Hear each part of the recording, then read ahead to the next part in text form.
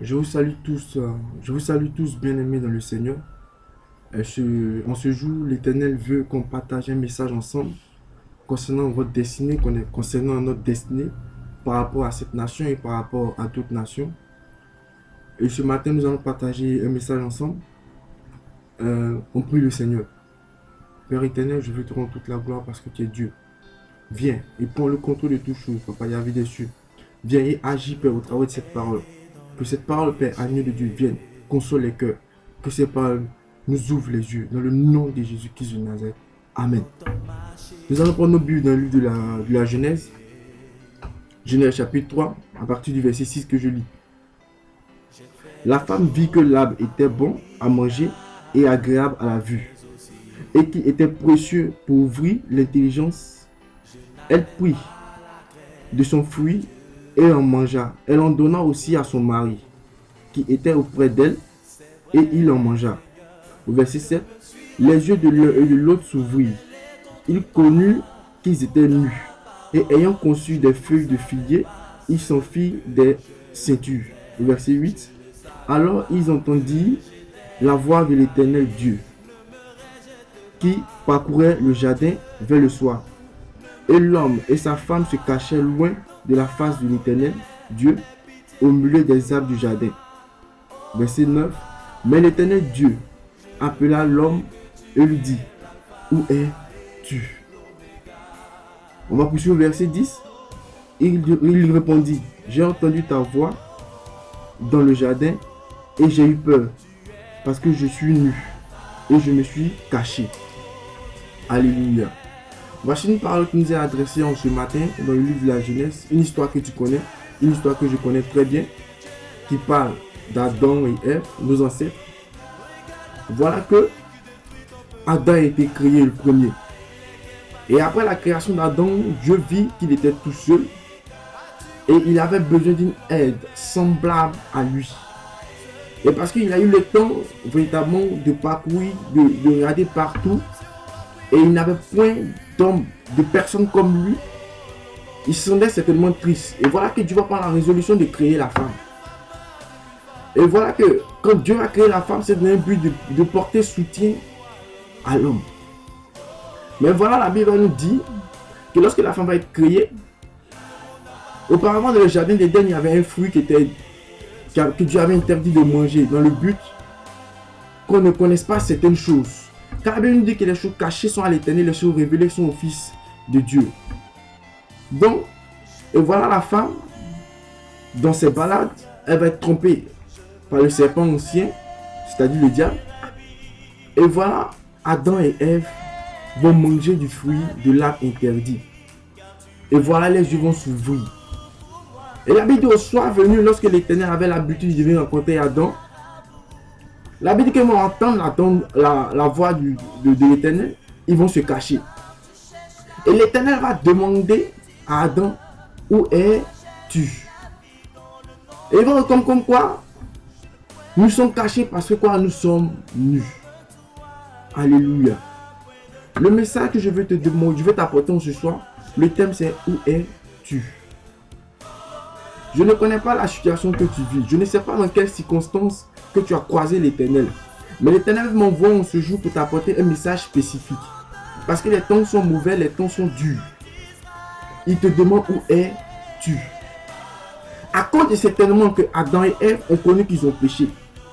Ils ont reconnu qu'ils sont nus. Parce que c'est-à-dire qu'auparavant, ils étaient nus, mais ils ne savaient pas qu'ils étaient nus. Parce que pour eux, la nudité n'était pas un péché parce que les yeux étaient fermés certaines choses. Mais voilà que lorsqu'ils vont manger l'arbre, le fruit de l'arbre interdit, ils vont comprendre qu'ils sont nus. En d'autres termes, ils vont entrer dans le péché. Et cela va changer le cours de l'humanité, de l'existence. Parce que Dieu, en créant l'homme, n'avait pas pour vision, n'avait pas pour but que l'homme soit dans l'état où nous sommes actuellement. Mais il avait pour vision autre chose. Mais à quoi cette action, la désobéissance qui va nous conduire dans le péché, que l'homme est aujourd'hui au stade où il est? Mais voilà, Dieu va poser la question. Où es-tu? Je veux te demander chrétien, je veux te demander non chrétien, je veux te demander celui-là mec certainement qui a déjà entendu parler de Jésus, qui a parlé le nom du Père. Je veux te demander où es-tu? Certainement tu regardes ta situation. Tu es peut-être menteur, tu es peut-être voleur. Si quelqu'un certainement te dit que la vie que tu mènes ne peut pas glorifier le nom de ce Dieu-là. La vie que tu mènes ne peut pas t'envoyer véritablement dans la vision de ce Dieu-là. Donc tu continues de mener dans cette vie où te dit que certainement, en restant hors de ce Dieu, et tu vas d'abord essayer de ranger ta vie et venir à Christ pour véritablement être comme il le veut. Laisse-moi te dire que tu as échoué. Il te demande ce soir où es-tu. Les temps ne sont pas bons, les temps sont mauvais. Il ne veut pas regarder à ta circonstance. On a l'habitude de dire que ce Dieu-là est un Dieu qui frappe, est un Dieu de colère, est un Dieu où certainement là où il y a le péché, il n'est pas là. Mais la Bible dit que là où le péché abonde, la grâce de Dieu surabonde. Laisse-moi te dire que la vie que tu mènes, c'est vrai, n'est pas agréable.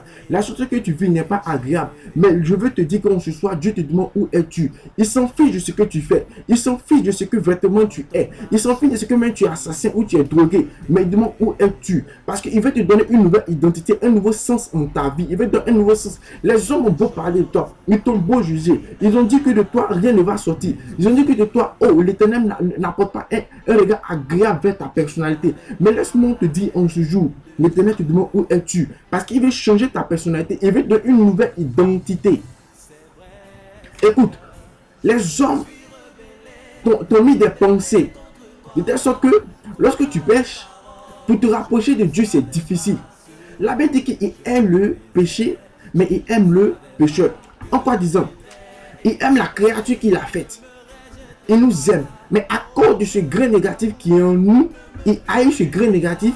Mais ce n'est pas pour autant dire qu'il nous haït nous. Non. Il haït le grain négatif qui est en nous, mais nous, il nous aime. Parce qu'il a la capacité de nous changer, la capacité de nous donner une nouvelle identité. C'est cette nouvelle identité que Dieu m'emmène en ce soir à te demander où es-tu, parce qu'il est prêt à te donner une nouvelle identité. Tu es dans un temps où les hommes te malmènent. Tu es dans un temps où tu entends des pleurs. Tu es dans un temps où tu entends toujours des circonstances. Tu entends des choses qui te découragent vis-à-vis de l'évangile ici-bas sur terre. Mais laisse-moi te dire, mais il n'y a pas tout ça parce que l'évangile de Dieu veut venir vers toi ce soir pour te dire où es-tu. Parce qu'il veut te donner quelque chose de nouveau. Il veut te donner une nouvelle apparence. Là où on ne te considère pas, il veut qu'on te considère. Parce qu'il a une nouvelle identité à te donner. Certainement, tu crois qu'il te demande où es-tu pour te réprimander, pour exercer un châtiment vers toi. Mais laisse-moi te dire, ce Dieu, avant d'exercer un châtiment vers quelqu'un, forcément, il prévient. Forcément, il prévient. Dans ce jour, il vient vers toi pour te prévenir. Qu'il va exercer un châtiment, lui, certes. Mais en ce jour, l'heure du châtiment n'est pas encore arrivé. C'est-à-dire, il n'est pas encore trop tard de revenir vers lui. Il n'est pas encore trop tard de revenir vers ce Dieu-là. Parce qu'il te demande véritablement où es-tu pour te donner de nouvelles tâches à accomplir. Laisse-moi te dire, voici quelqu'un. Je prends l'histoire de quelqu'un du très simple, Moïse. La Bible nous dit que Dieu a fait de Moïse Dieu pour Pharaon. C'est-à-dire Dieu pour Égypte. Il était le seul à qui Dieu l'a donné l'autorité de Dieu pour une nation. C'est-à-dire en d'autres termes la nation d'Égypte. Mais quand tu relates un peu l'histoire de ce Moïse, la Bible dit qu'il l'a tué. Mais ça n'a pas empêché Dieu de se saisir de Moïse, de se révéler à Moïse pour lui donner une nouvelle identité. Parce qu'en d'autres termes, il a demandé à Moïse où es-tu. Moïse s'est présenté au devant de lui lorsque le temps était opportun. Moïse a dit je ne sais pas parler. Il dit je mettais quelqu'un de toi pour que tu puisses parler. Parce que de toi je fais Dieu pour Pharaon. Écoute, Dieu a besoin de toi en ce jour pour changer ton identité. Il ne regarde pas à ta vie passée. Il ne regarde pas à la vie que tu mènes à l'instant. La vie de la maçon est grande, mais il y a peu d'ouvriers. Mais le peu d'ouvriers qui sont là, le peu d'ouvriers, Dieu a besoin de ces ouvriers-là pour envoyer ces ouvriers dans une autre dimension de la destinée de cette nation. Écoute, tu n'es pas n'importe qui. Tu es une personne en qui Dieu a déposé quelque chose. Tu es une personne en qui Dieu a déposé un grain. Pour faire ressortir ces grains, c'est obligé qu'il te pose la question où es-tu, parce qu'il a besoin de toi. Il ne te voit pas. Adam s'est caché parce qu'il a vu qu'il était nu, donc il s'est caché vis-à-vis de son créateur. Toi, tu te caches parce que quoi? Tu as le péché dans ta vie. Tu te caches parce que quoi? Tu es menteur. Tu te caches parce que quoi? Tu es voleur. Tu te caches parce que quoi? Des gens ont dit des choses sur toi. Et toi-même, tu considères que ce qu'ils ont dit sur toi, c'est vrai. Mais on te dit que tu es désagréable aux yeux de Dieu. Mais laisse-moi te dire, ce que l'homme pense de toi est différent de ce que Dieu pense de toi. Je suis content en ce jour parce que je vais t'annoncer que Dieu arrive. Jésus-Christ revient bientôt. Celui-là qu'on a longtemps appelé, celui-là qu'on a longtemps prié, il revient bientôt. Un temps nouveau s'annonce. C'est pour cela que tu vas constater, France, que les temps ont commencé à devenir difficiles. Tu vas constater, France, que les temps ont commencé à devenir problématiques pour toi. Parce que Dieu commence à arriver. Il commence à apprêter son arrivée. Et seulement si il te demande où es-tu, c'est pour te casser, c'est pour te donner une référence, c'est pour te donner quelque chose sur quoi t'appuyer. Parce que lorsqu'il va venir, il va revenir dans toute sa gloire, dans toute sa dimension. La Bible dit que lorsqu'il est venu, on l'appelait quoi? L'agneau immolé. Oh,